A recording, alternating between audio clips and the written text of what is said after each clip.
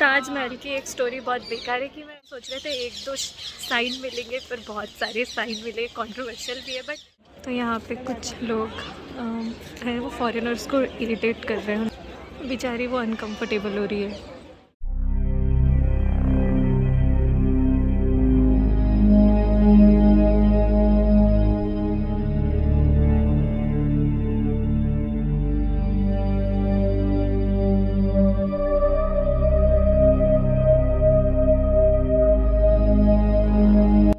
Hey guys, welcome back to my channel. Taj Mahal 7 wonder of worlds में India की तरफ से आता है और हम में से हर किसी ने ताजमहल को देखा ही होगा। कार पार्किंग से ताजमहल तक जाने के लिए ई रिक्शा आता है जो 40 पर पर्सन आपको ताजमहल के मेन एंट्रेंस तक पहुंचा देता है, जहां पे टिकट काउंटर होता है। ई रिक्शा आपको ताजमहल का जो मेन एंट्रेंस गेट है, टिकट काउंटर, वहां तक उतार देता है। टिकट काउंटर के लेफ्ट साइड में ही सिद्धेश्वर महादेव जी का प्राचीन मंदिर है और यमुना घाट भी है। इस मंदिर पर मैं अगली वीडियो बनाऊंगी। तो टिकट काउंटर के पास से ही आपको ताजमहल दिखना शुरू हो जाता है। पहले यहाँ पे पूरा लाल कलर के पत्थर से ताजमहल के बाहर की जो दीवारें हैं और मीनारें हैं वो बनी हुई है। आप टिकट काउंटर से ऑफलाइन टिकट ले सकते हो, पर उसमें आपको बहुत लंबी लाइन में लगना पड़ेगा। तो अगर आप अपना टाइम बचाना चाहते हो तो वहाँ पर जगह जगह QR कोड लगे रहते हैं, तो आप QR कोड को स्कैन करके भी टिकट ले सकते हो और वो ऑनलाइन टिकट हो जाएगी और आपको ज़्यादा देर वेट भी नहीं करना पड़ेगा। बाकी ताजमहल में तो हमेशा भीड़ रहती है। जब हम गए थे तब भी काफ़ी ज़्यादा भीड़ थी और इसके टिकट प्राइजेस इंडियंस के लिए अलग हैं और फॉरेनर्स के लिए अलग है। ताजमहल के 3 टिकट प्राइसेस हैं। तो पहला जो टिकट प्राइस है वो 40 रुपीज़ का है। उसमें आप ताजमहल के प्रेमिसेस पे घूम सकते हो, मतलब कि नीचे के ये जितने भी जगह है ताजमहल के नीचे का हिस्सा, वहाँ पे घूम सकते हो। फिर अगर आप 100 वाली टिकट लेते हो तो उसमें आप ताजमहल के ऊपर का जो पूरा मकबरे के आजू बाजू का एरिया है वहाँ घूम सकते हो। और अगर आप तीसरी टिकट लेते हो, उसमें थोड़े से 150 के ऊपर एक्स्ट्रा चार्जेस होते हैं। उसमें अगर आपको ताजमहल के अंदर का टॉम कॉम्प्लेक्स देखना है तो वो इंक्लूडेड रहता है। पर हमको टॉम कॉम्प्लेक्स नहीं देखना था, हमको सिर्फ ताजमहल के नीचे का एरिया और ताजमहल के ऊपर का एरिया देखना था, तो हमने बस वही टिकट लिए थे। सबसे पहले यहाँ पे बड़ा सा गेट आता है और पूरा जो ताजमहल के आजू बाजू का स्ट्रक्चर है ये रेड कलर के पत्थर से बना हुआ है और बहुत ही सुंदर दिखता है।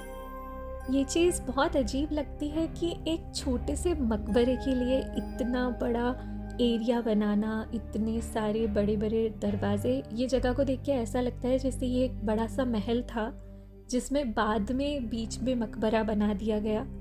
ताजमहल को लेकर वैसे भी कई सालों से बहुत सारी कंट्रोवर्सीज चल ही रही है।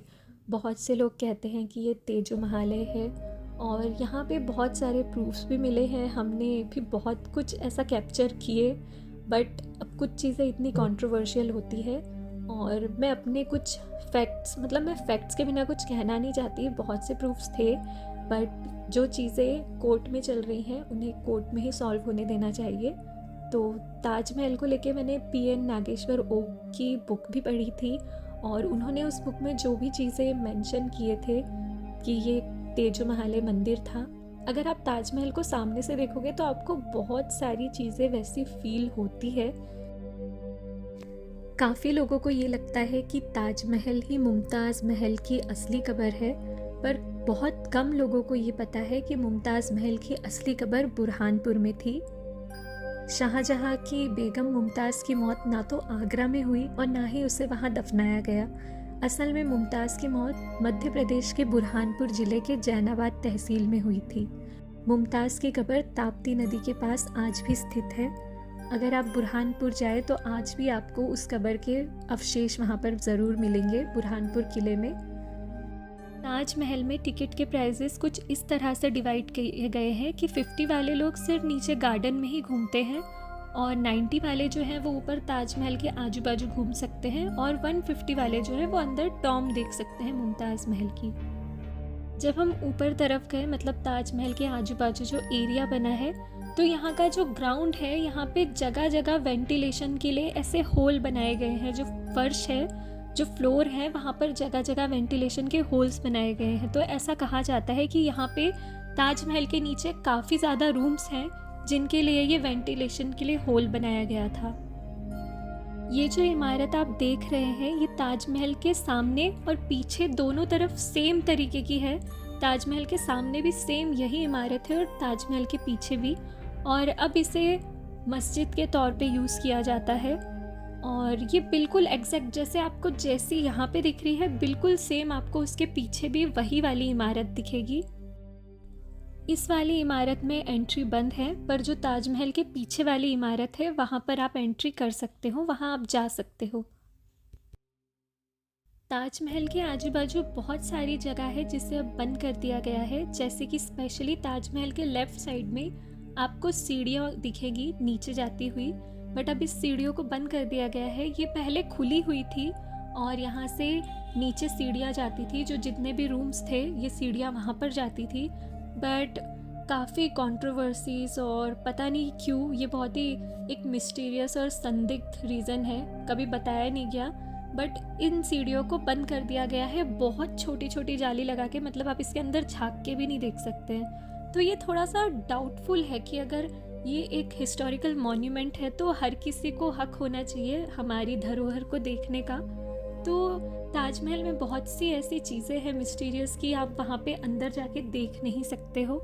नीचे का तो पूरा एरिया टोटली बंद कर दिया गया है, जो रूम्स हैं उन्हें बंद कर दिया गया है, जो दरवाजे हैं उन्हें बंद कर दिया गया है, स्पेशली बहुत सी जगहों पे दीवार से बंद कर दिया गया है। 1631 में बच्चे को जन्म देते समय बुरहानपुर में ही मुमताज़ महल की मौत हो गई थी। उसके बाद दूसरे दिन गुरुवार की शाम उसे वहीं आहू खाना के बाग में दफना दिया गया था। आज भी ये बुरहानपुर का किला खस्ता हालत में है, पर अब आर्कियोलॉजिस्ट इसे फिर से रेनोवेट कर रहे हैं। कहा जाता है कि मुमताज़ महल की मौत के 22 साल बाद मुमताज़ महल को ताजमहल में दफनाया गया। यहाँ पर आप जो देख रहे हैं ये सारे दरवाजे थे यहाँ पे, जिनमें से काफ़ी सारे दरवाज़ों को निकालकर उन जगहों को बंद कर दिया गया है, पर कुछ कुछ जगह है जहाँ पर से आप आज भी जालियाँ लगी हुई है उनके अंदर झांक के देख सकते हैं। तो जब मैंने अपने फ़ोन को उसके अंदर डाली देखने के लिए कि अंदर क्या है, तो वहाँ पे ये मकबरे के नीचे की ही जगह है, यहाँ पे रूम्स हैं और आपको यहाँ पे जो पुराने जालियाँ थी, जो पुरानी लाल पत्थर की जालियाँ थी जो इस महल में लगी रही होगी, वो सब यहाँ पे रखी हुई दिख रही हैं। और अगर थोड़ा आप आगे और जाओगे तो आपको यहाँ पे दरवाजे भी दिख जाएंगे। कुछ कुछ जगहों पे दरवाजे हैं ऐसे बने हुए पुराने टाइम के, और कुछ जगह पे उन दरवाज़ों को निकालकर वो जगह बंद कर दी गई है। तो ये अलग से किया गया है, ये आर्किटेक्चर में नहीं था, मतलब ये बंद नहीं बनाया गया था, ये दरवाज़ों को बाद में बंद किया गया है। शाहजहां और मुमताज़ महल के प्यार की कहानी काफ़ी अजीब है, क्योंकि 22 साल बाद, उनकी मौत के 22 साल बाद, जो असली कब्र थी वो बुरहानपुर में थी, पर 22 साल बाद कहते हैं कि ताजमहल बनवाया गया, शाहजहां ने ताजमहल बनाया, और 22 साल बाद उनकी जो कब्र को खोद कर फिर से बॉडी को यहाँ पर ताजमहल के गर्भगृह में दफनाया गया। काफ़ी ये चीज़ें, मतलब जिस तरीके से हमारे इंडिया में ये चीज़ रिप्रेजेंट की गई है एक ट्रू लव स्टोरी की तरह बताकर, तो काफ़ी लोग इस पर शक जताते हैं और बहुत से जो इतिहासकार हैं वो इस घटना को गलत मानते हैं, और वो ये भी मानते हैं कि ये चीज़ें किसी सच को छुपाने के लिए बनाई गई है, एक कहानी बनाई गई है, और हम सबके दिमाग में ऐसे भर दी गई है कि हम जब भी ताजमहल देखते हैं तो हम सिर्फ शाहजहां और मुमताज़ की बात करते हैं। पर हम ये भी जानते हैं कि मुग़लों का जो इतिहास रहा है हमारे देश में, हमारी संस्कृति के ऊपर, हमारे कल्चर के ऊपर, वो कैसा था। उन्होंने कभी कोई भी चीज़ बनाने से ज़्यादा उसे विध्वंस करने के बारे में ज़्यादा सोचे थे। अगर आप ताजमहल को देखते हो तो वो बिल्कुल ऐसा लगता है कि एक बने बनाए किले में आप हो, जैसे कि हम लाल किला देखते हैं या फिर और भी राजस्थान के किले देखते हैं। खुद आज बाबर की कब्र, हुमायूं की कब्र भी इतने आलीशान तरीके से नहीं बनी, और ना ही ताजमहल के बाद किसी और ने कभी वैसी कब्र बनाने की कोशिश किया, वैसा मकबरा बनाया।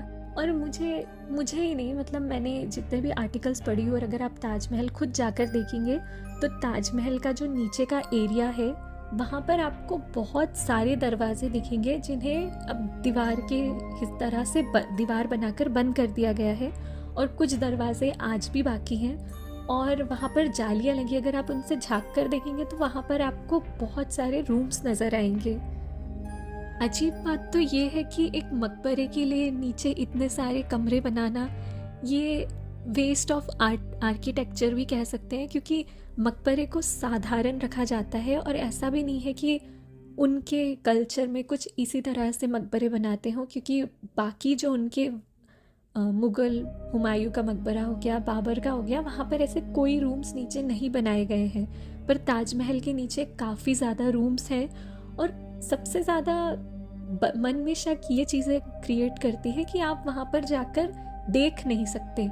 अगर वो एक प्राचीन धरोहर है और हम बाकी किले के हिस्से को देख पाते हैं, बाकी महल के हिस्से को देख सकते हैं, और अगर उसमें कुछ गलत नहीं है तो वो प्राचीन धरोहर है, हमें बाकी रूम्स देखने की भी परमिशन होना चाहिए और लोगों को वहाँ जाने देना चाहिए। ताजमहल की बहुत सारी चीज़ें इन चीज़ों पर इशारे करती है कि ये सिर्फ इसे मकबरा बाद में बनाया गया है, पर इसका जो मेन उपयोग था वो कुछ और था, जो अब इतने साल हो गए हैं, इतिहास मिट गया, मिटा दिया गया, हमने जो सुने हम वही कहते हैं, तो हमें असली इतिहास के बारे में नहीं पता है। पर कहते हैं कि जयपुर के म्यूज़ियम में आज भी वो लेटर रखा हुआ है जो शाहजहाँ ने और जयपुर के राजा के बीच में हुआ था। उन्होंने ये जगह ज़बरदस्ती शाहजहाँ ने जयपुर के राजा से लिए थे और ये पहले से बना हुआ एक महल था, ऐसा कहा जाता है। तो बहुत सी चीज़ें यहाँ पे ऑलरेडी बनी हुई थी। अब कितना सच है, कितना झूठ है, क्या फैक्ट है, क्या नहीं, ये सब तो कोर्ट में पता चलेगा, क्योंकि इसके पहले भी ताजमहल को लेकर पहले भी कई बार कोर्ट में केस किया गया था, बट वो रिजेक्ट हो गया था। पर फिर से अभी एक याचिका डाली गई है, तो देखते हैं, शायद इस बार आर्कियोलॉजिस्ट या आर्कियोलॉजिकल सर्वे होगा तो जो भी सच है वो हमें पता चल जाएगा। अगर मुझे ऐसा लगता है कि एक बार आर्कियोलॉजिकल सर्वे ज़रूर होना चाहिए, क्योंकि अगर हमारे मन में एक डाउट है या फिर हम इतने साल से ये सुनते आ रहे हैं या कुछ इतिहासकार ये कहते हैं कि ये ताजमहल नहीं है, पहले तेजो महालय मंदिर था, तो अगर वहाँ पे आर्कियोलॉजिकल सर्वे होता है और ये पता चल जाता है कि तेजो महालय मंदिर है, तो कम से कम कुछ चीज़ें लोगों के मन में क्लियर हो जाएगी। और अगर ये पता चलता है आर्कियोलॉजिकल सर्वे के बाद कि नहीं, ये सिर्फ ताजमहल ही था और वो वाला जो तेजो महालय वाला जो फैक्ट है वो गलत है, तो बहुत से लोगों को ये चीज़ भी क्लियर हो जाएगी। तो मतलब हर कोई बस ये चाहता है कि एक बार जो रियलिटी है वो आर्कियोलॉजिकल सर्वे के थ्रू बाहर आ जाए, ताकि ये जो अफवाहें फैलती है दोनों तरफ से ये ना फैले। तो यहाँ पे कुछ लोग हैं, वो फॉरेनर्स को इरिटेट कर रहे हैं उनके साथ फ़ोटोज़ क्लिक करने के लिए। बेचारी वो अनकंफर्टेबल हो रही है। ये है ऐसे छपरे टाइप के लड़के। यहाँ की वॉल पे उन्होंने कुछ लिखे नहीं, क्योंकि मेरे को लगता है यहाँ पे वो बोर हो गए थे। की एक स्टोरी बहुत बेकार है कि मैं हर बार जब भी यहाँ आती थी या तो सनस्ट्रोक होके बेहोश हो जाती थी या तबीयत ख़राब हो जाती थी। एक बार तो मैं बेहोश ही हो गई थी। पहली बार ऐसा हुआ है कि अच्छे से पूरा मतलब ताजमहल घूमना भी हो गया और मैंने श्रेयस के हाथ में बहुत सारी रील्स भी बना ली। इसके नीचे वुडन फ्लोर है जिसके ऊपर ये बना हुआ है पूरा वुडन, ऐसे पिलर्स। अब बस हम यहाँ से जा रहे हैं नीचे, प्राचीन शिव मंदिर है वो देखने के लिए, और उसके बाद फिर हम यहाँ से आके निकल जाएंगे। चले, मेन वही है। तो हमने ताजमहल पूरा देख लिए, अब हम वापस जा रहे हैं यहाँ से। नीचे आते वक्त एंट्रेंस में ये प्राचीन शिव मंदिर था वो देखने के लिए, और यहाँ पे बहुत सारे ऐसे रिस्टोरेशन का काम चल रहा है। हाँ, पुराने बाद में उसका रेप्लिका बना के यहाँ लगाई गई है। अच्छा अच्छा, ये तो पत्थर है, बात का है, ये पुराना जो ब्लैक हो गया। फिर भी थोड़ा यहाँ पे भी दरवाजे होंगे बहुत। हम सोच रहे थे एक दो साइन मिलेंगे, पर बहुत सारे साइन मिले, कंट्रोवर्शियल भी है, बट रियलिटी यही है। देखते हैं। मैं तो पिछले बार ताजमहल में आई थी तो मेरे बहुत ही गंदा एक्सपीरियंस था, मैं बेहोश हो गई थी, सनस्ट्रोक हो गया था। पहली बार ताजमहल ऐसे टाइम पे है जब मौसम बहुत अच्छा है। अब हम यहाँ से वापस जा रहे हैं। बाकी ज़्यादा व्लॉगिंग मतलब मैंने बोल के नहीं कि मैं वॉइस ओवर डालूँगी, क्योंकि बहुत भीड़ थी, लोगों का बहुत साउंड आ रहा था। श्रेयस पानी पी रहा है। अमीरों की चौकी है। नीचे बटन है, नीचे हाथ रखो सेंसर पे, सेंसर पे, नीचे नीचे नीचे हाथ, नीचे कहाँ है? क्या प्यारा है ये। बहुत मुश्किल चीज़ है ये। पर पहले के टाइम पे ये सब इजी हो जाता था।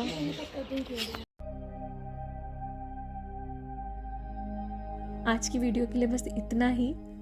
मैं कोई फैक्ट नहीं बता रही हूँ या मैं अपना कोई ओपिनियन पास नहीं कर रही हूँ। मैं चाहती हूँ कि आप खुद भी ताजमहल जाओ। अगर आप सोचते हो कि ये ताजमहल है तो आप उस तरीके से एक्सप्लोर करो। अगर आपको लगता है कि ये तेजो महाल है तो आप उस तरह से इसे एक्सप्लोर करो और देखो। और हमेशा हमको इस चीज़ के लिए रेडी रहना चाहिए कि आर्कियोलॉजिकल सर्वे एक बार होना चाहिए और जो भी सच है, जो भी तथ्य है वो बाहर आए। अगर ये तेजो महालय मंदिर था तो हमें एटलीस्ट सच्चाई तो पता चले हमारे इतिहास की, और अगर ये ताजमहल ही था तो कम से कम हमारे मन का जो शक है वो दूर भी हो जाएगा। सो आज की वीडियो के लिए बस इतना ही। मैं नेक्स्ट वीडियो में ताजमहल के बाजू में ही ताजमहल से 400 साल पुराना जो सिद्धेश्वर महादेव जी का मंदिर है, जो मुगल बाग के अंदर बना गया था और ये ताजमहल से लगकर ही है, उसके बारे में वीडियो बनाऊंगी। तो प्लीज़ उस वीडियो को भी आप ज़रूर देखना। Thanks for watching.